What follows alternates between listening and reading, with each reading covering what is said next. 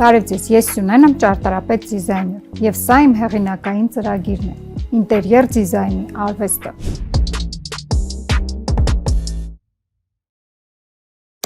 Ուզում եք վերանորոգել ձեր բնակարանը, չգիտեք ինչից սկսել։ Այսուհետ հետևեք այս ծրագրին եւ ես կօգնեմ ձեզ իմ բազմամյա փորձից ելնելով։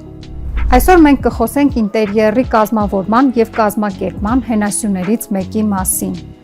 Դոմինանտ պատ։ Այո, այսօր մենք կխոսենք ինտերիերում դոմինանտ պատի մասին։ Յուրաքանչյուր կոմպոզիցիա ունի իր բաղադրիչները, որոնք համախմբվում են մեկ ընդհանուր կենտրոնի շուրջ։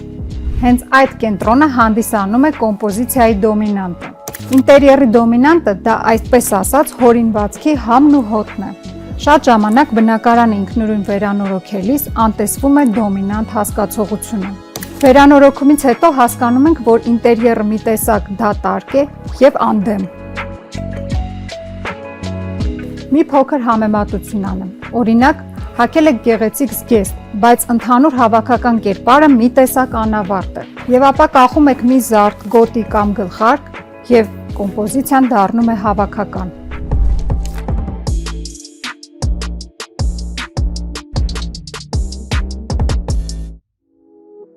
Բնակարանի յուրաքանչյուր գոտի եւ սենյակ դա առանձին կոմպոզիցիաներ են։ Սակայն չմոռանանք, որ դրանք մեկ ամբողջական հորինվածքի բաղադրիչներ են եւ պետք է լրացնեն միմյանց։ Հիմա վերադառնանք առանձին վերցրած ինտերիերին։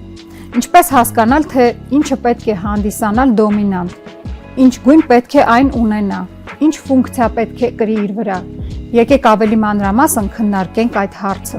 Ինտերիերում գույնի բալանսի պահպանումը շատ կարևոր է։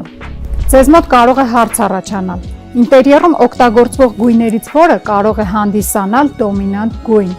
Մի փոքր հիշեցում։ Անցած ծրագրում ես նշել էի ինտերիերում օգտագործվող գույների տոկոսային բաժանման մասին։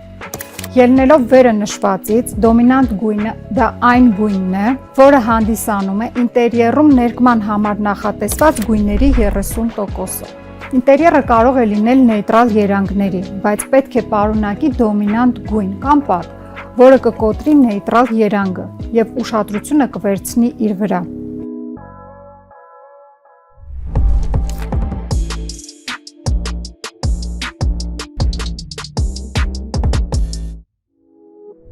Եկեք քննարկենք հյուրասենյակի դոմինանտ պատը։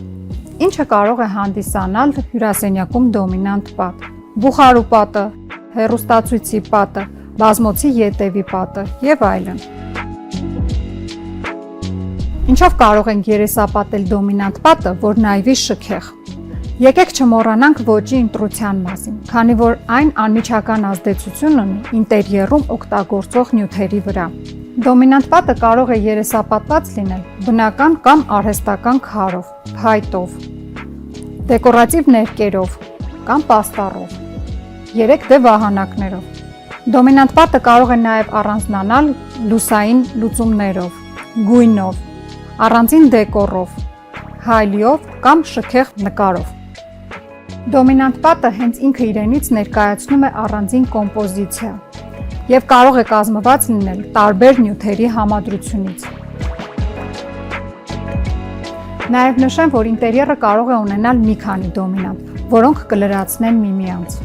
Մի փոքր խոսեմ ննջարանի մասին։ Ննջարանի գլխավոր հերոսուհին դա մահճակալն է եւ ճիշտ կլինի վերաբերմունք ցույց տալ նրա ետևի պատին։